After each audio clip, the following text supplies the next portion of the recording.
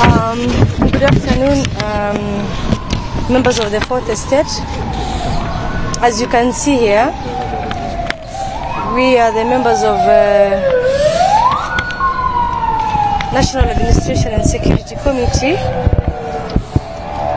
and indeed it's a dark day for us, and indeed it's a sad day for us as a member of the committee. We have a statement here on the passing on Honorable Koinange, Member of Parliament, Kiambaa constituency, and the Chairperson, Departmental Committee on Administration, National Security. Good afternoon, ladies and gentlemen of the Fourth Estate. Assembled here this afternoon are members of the National Assembly Departmental Committee on Administration and National Security.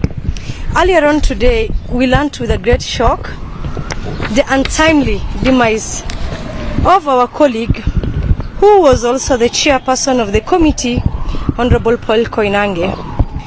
The late Honorable Koinange was dedicated, dependable chairperson, whose knowledge, commitment to duty ran deep. The late Honorable Koinange was a respected peacemaker who was involved in several peacemaking initiatives, not just in Kenya but beyond our borders. Before this untimely demise, Honorable Chair was working to consolidate peace and security amongst community involved in ethnic conflict across the country.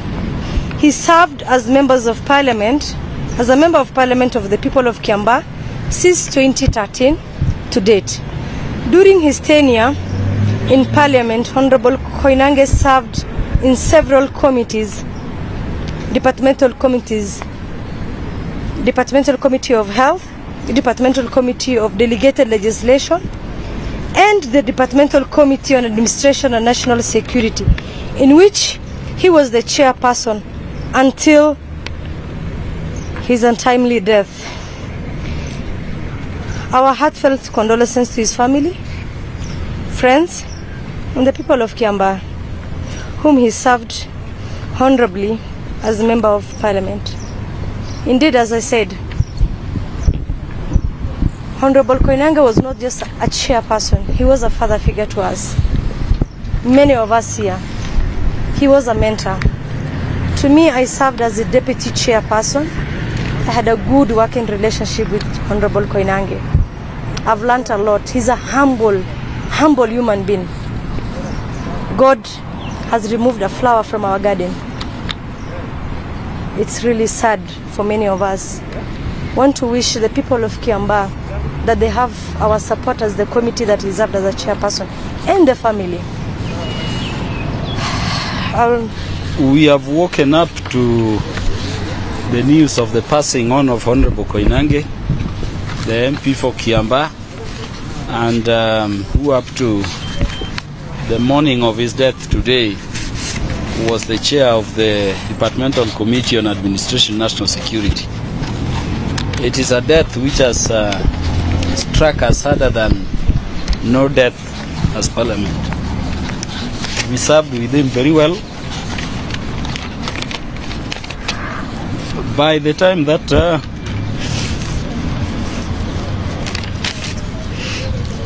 it's okay. Well, sorry, ladies. Let me give Honorable Kabinga. Please bear with us. It's a sad day. Thank you very much. My name's Kabinga Washira Wadhayo. I'm a member of Parliament for Mourn and a member of the Committee on Administration and National Security, where the late Honorable Koinange was the chairman. Today we are mourning a member of Parliament, a great leader of this country. And when I talk about a great leader, I'm talking about a person who many can attest his deeds while being the chair of this committee. He was committed to bring change in administration and national security in this country. He has led us into visiting more than 30 counties in this country to look at the status of administration and national security. He has passed on before we have finalized the report that we are compiling, which will have weighty issues that will require fundamental change in the administration and national security. In this parliament here, all the members of parliament, and I can say that because I know it as a fact, would claim to be the best friend of the late Honorable Koinange. As a committee, we mourn a fallen hero. Not a hero because he was our chairman, but because he was a dedicated and true servant of the people, whose main focus and dedication was to ensure that our police force and the environment in which they live in enabled them to perform their duties to the highest potential. Honorable Koinange spent many days visiting all the police stations in our counties just to see what the problem or the issues were that were making our police force probably not perform to the best of their ability. The last trip that Honorable Koinange made was to Garissa, where he visited the police stations. But alas, before he could give his report, he was taken ill, having contracted the coronavirus. The committee today passes their condolence to the family of Honorable Koinange, and we know and we believe that whatever he started, the force be treated better and be looked after better to enable them serve every Kenyan the way they are supposed to serve. This committee will continue with that endeavor and will ensure that in the honor of Honorable Paul Koinange, our police force will realize the benefits that Paul Koinange always fought to ensure that they realized. We apologize to Kenyans, and we'd like to let Kenyans know that COVID is real. It takes the best, it takes the youngest, it takes the oldest, it takes the richest, it takes the poorest. Let us observe all the protocols of COVID. We are here to say, Honorable Koinange, we loved you. We are here to say, the people of Kiambaa, we loved our chair. We are here to say, rest in peace. May the peace of the Lord be upon the wife of Koinange, the children, and the entire people of Kiambaa.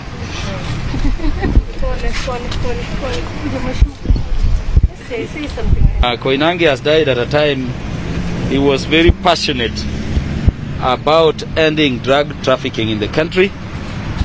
The bill was being transacted before the House, and I know in no minute when we come I'll request the Speaker that we prioritize it through our Vice Chair, because drugs is killing this country. Among his visions was that by the end of this term we were to end this thing called female genital mutilation, and I'm happy with the policy the government issued. We have something that we can enforce.